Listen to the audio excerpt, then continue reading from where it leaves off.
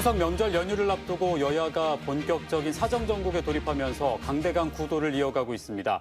이재명 대표 기소와 김건희 특검법 발의를 둘러싼 파장이 날로 커지고 있는데요. 추석의 민심이 과연 어느 쪽에 손을 들어줄지 관심이 쏠리고 있습니다. 네, 오늘 이 시간에는 시시각각으로 변하는 정치권 소식을 공진성 교수와 함께 짚어보겠습니다. 안녕하십니까? 안녕하십니까? 네, 이제 추석이 사흘 정도 남았는데요. 사실 추석은 이 정부에 대한 민심을 확인할 수 있는 시간이지 않습니까? 어떤 평가가 내려질 걸로 예상을 하시는지요? 이미 평가는 어느 정도 이제 내려진 것 같습니다. 이제 임기 초반부터 계속해서 이제 여러 기관들이 실시하는 여론조사 결과를 통해서 어느 정도 평가는 드러나 있고요. 또 최근에 이제 시사인이라고 하는 주간지에서 해마다 이제 대통령에 대한 신뢰도를 묻는 평가에서도 박근혜 대통령 탄핵 직전의 신뢰도보다도 낮은 점수가 나올 정도로 국민들의 기대치가 굉장히 지금 낮아진 상황입니다. 네. 그렇지만 이제 또 추석 때 가족들이 모여서 단순히 이제 대통령에 대한 평가만 하는 것은 아니고 특히나 이제 국민들의 관심은 뭐랄까 지금 혹독한 경제 상황, 이제 물가도 오르고 그다음에 특히 이제 환율도 오르고 여러 가지로 이제 민생이 팍팍한 상황 아니겠습니까? 이 상황에서 이제 대통령이 과연 잘 대응을 해줄 수 있을 것인지 그런 것들을 이제 의논할 것 같은데요. 글쎄요. 이제 현재까지 윤석열 대통령이 이 기재부 출신의 이 관료들을 중심으로 경제 상황과 관련해서는 큰 틀에서 비교적 잘 이제 대응하고 있는 것으로 보입니다. 이제 중요한 것은 이제 작은 어떤 영역에서 획득한 신뢰를 바탕으로 이제 그 국민들의 신뢰를 다른 영역으로까지 끌어올리는 것인데 정치 영역이 그 점에서 도움이 되기는커녕 지금 굉장히 방해가 되고 있어서 걱정입니다. 네, 지금 제1야당인 민주당도 이 민심에 굉장히 많은 관심을 기울일 수밖에 없을 것 같은데요. 민주당에게 특히나 강한 개혁을 주문했던 호남 민심이 어떤 생각을 가지고 있는지도 상당히 궁금한데 어떻게 평가를 내릴까요? 그렇습니다. 지난 몇 차례의 선거를 거치면서 호남의 민심이 이제 민주당의 많은 부분에서 이제 변화를 요구한 것은 사실이라고 생각합니다. 그러나 다만 이제 그 변화의 방향이 어느 쪽인지에 대해서는 좀 해석이 엇갈리는 것 같습니다. 한편으로는 연거푸 이제 선거에서 패배했기 때문에 이길 수 있기 위해서 좀 더 확장할 수 있는 그런 변화를 요구하는 목소리도 있는가 하면 다른 한편으로는 좀 더 선명하게 개혁을 추진할 것을 요구하는 민심도 있는 것 같습니다. 그래서 이제 전당대회를 거쳐서 이재명 대표 체제가 들어섰는데요. 이 이재명 대표 체제에 대해서 선명한 개혁을 요구했던 이제 호남의 유권자들은 이제 약간은 이제 기대감을 품고서 지켜보고 이제 특히나 여당과 관련해서 좀 더 잘 싸우는 야당이 되기를 이제 응원할 것 같습니다. 그러나 좀 더 확장성 있고 포용적인 민주당이 되기를 바란 민심의 경우는 약간 반신반의하면서 지켜보지 않을까. 그런 의미에서 호남 민심이 좀 더 안에서 이견들은 드러나겠지만 좀 관망하는 의견이 좀 우세하지 않을까 싶습니다. 네, 사실 대선 때부터 역대 최고의 비호감 선거다 이런 얘기도 있었고요. 대선 이후에도 양쪽 다 썩 좋은 모습을 보여주지는 않았는데요. 지금도 이 이재명 대표의 기소와 김건희 여사의 특검 때문에 각을 세우고 있지 않습니까? 국민들은 여기에 대해서는 어느 쪽에 손을 들어줄 거라고 좀 예상을 하고 계십니까? 글쎄 이제 굉장히 어려운 문제입니다. 오늘만 해도 이제 민주당이 일명 김건희 여사와 관련해서 이제 특검법을 발의한 바 있고 또 더 나아가서 그와 관련된 사안들이지만 윤석열 대통령이 이제 허위 사실을 유포했다거나 재산 신고를 정확하게 하지 않았다는 것을 이제 근거로 고발까지 했죠.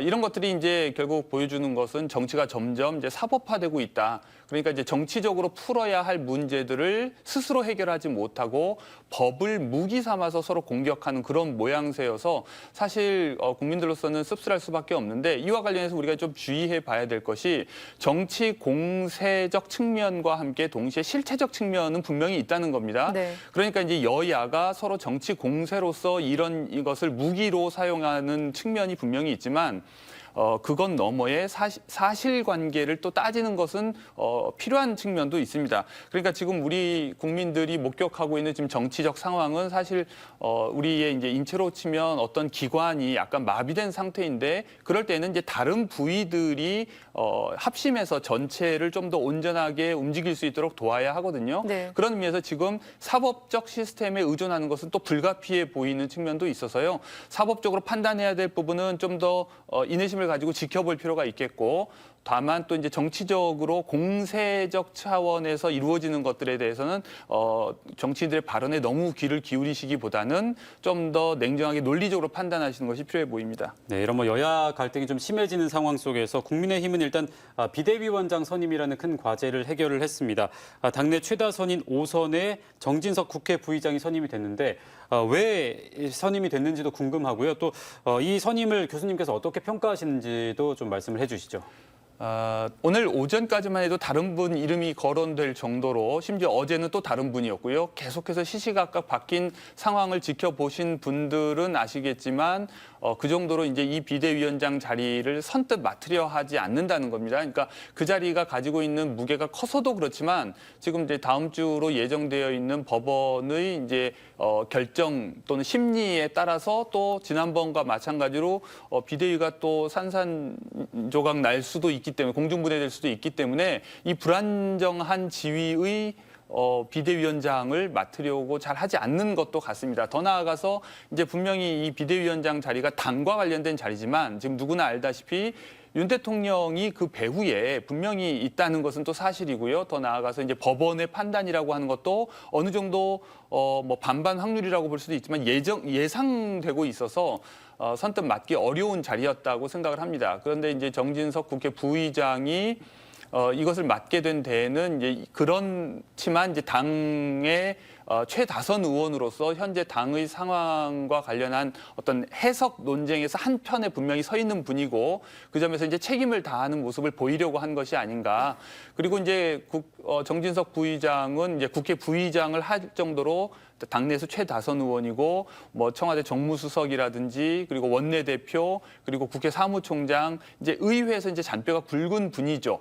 그렇기 때문에 이제 앞으로 10월부터 시작될 정기 국회 국면에서 여당을 이끌 어떤 역할을 부여받은 것이 아닌가 싶습니다. 네. 하지만 이 정진석 국회 부의장과 이준석 전 대표가 그동안 여러 번 설전을 벌였을 정도로 관계가 매우 좋지 않지 않습니까?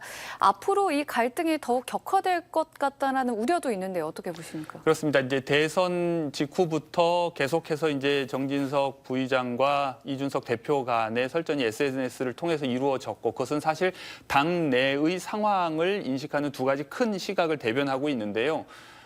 그 점에서 이제 또 다음 주에 예고돼 있는 법원의 심리 결과에 따라서는 또 이제 운명이 대립되는 상황이 연출될 수밖에 없습니다. 네. 그런 의미에서 사실 이제 국민의힘의 운명 또는 현재 상황을 상징적으로 보여주는 두 사람이 아닌가 싶고 그런 의미에서 그 갈등은 누가 한 사람이 이기거나 지거나 이렇게 결정되는 일이 아닐까 싶습니다. 네, 국민의힘은 이 비대위원장 선임을 마쳤고 더불어민주당은 호남목 최고위원회 선임을 마쳤습니다. 박구영 교수가 선임이 됐는데 사의를 표명을 했고 그 뒤에 임선숙 변호사를 지명을 했습니다. 어떤 분인가요? 먼저 이제 임선숙 변호사에 대해서 간단하게 설명을 드리자면 호남을 대표하는 여자 변호사라고 말씀드릴 수 있겠습니다. 그러니까 이제 호남 출신의 여 변호사가 없는 것은 아니지만 다른 지역에서 주로 활동을 하신다면 이분은 계속해서 광주를 기반으로 활동을 해 오셨고요. 그리고 최초라는 수식어를 가지고 있는 분이죠. 전남대 출신 최초의 여성 사법고시 합격자이었고 또 전국 최초 여성 민변 지부장이셨고 또 전국 최초로 여성 지방 변호사회 회장을 맡으시는 이런 이력을 가지고 있는 우리 지역의 대표 변호사라고 할 수 있습니다. 그리고 이제 특히 정치적인 측면에서 이제 보자면 정치적으로 특별한 어떤 입장이 선명하게 드러나기보다는 정치권과 두루두루 가깝고 그렇기 때문에 호남을 대표하기에 부족함이 없다고 생각한 것이 아닌가 싶습니다. 네, 뭐 사실 그동안 언급됐던 인물들이나 아니면 뭐 박구용 교수를 두고도 뭐 호남을 대표하는 인물이 정말 맞느냐라는 의견이 있었는데 이 임선숙 변호사에 대해서는 어떻게 생각을 하시나요? 예, 박구용 교수에 비해서 이제 참신한 충격은 좀 덜한 것 같습니다. 그러나 이제 기본적으로 기존 정치권에서 활동해왔던 인사가 아닌 다른 사람들을 이제 좀 찾으려고 했던 것 같고요. 왜냐하면 이제 기존 정치권 인사들은 이해관계가 워낙 서로 상충해서 그랬던 것 같습니다. 그 점에서는 뭐 어느 정도 참신한 면과 기대감을 불러일으킬 수 있다고 생각하고요. 좀 전에도 말씀드렸다시피 정치권과 두루 가까운 사이이고 그리고 예전부터 이런 말이 있었습니다. 이제 이 임성숙 변호사가 배지를 달겠다고 마음을 먹었다면 진작에 달았을 것이다라는 말이 있을 정도로 평판이 두루 좋은 분으로 제가 알고 있고 네. 또 최근에 이제 민선 8기 강기정 광주시장 인수위원회에서 현안 TF 위원장도 맡아서 활동을 하셨기 때문에 지역의 어떤 문제나 현안이나 이런 거에 대한 이해도도 깊고 해서 이제 광주의 이익을 잘 대표할 수 있다 이런 생각은 듭니다. 그러나 이제 다만 이제 그 어떤 최고위원 내부에서 갈등을 감수하고서 어떤 이견을 강력하게 피력할 만한 어떤 강한 캐릭터의 소유자로 보이지는 않습니다만 오히려 이제 드러나지 않는 곳에서 지역의 이익이나 어떤 다른 의견이나 이런 것들을 잘 드러내고 조율하는 그런 능력들을 충분히 발휘해 주실 수 있지 않을까 하고 기대해 봅니다. 네, 뭐 앞으로 우리 지역의 좀 목소리를 잘 대변하기를 좀 바라보겠고요.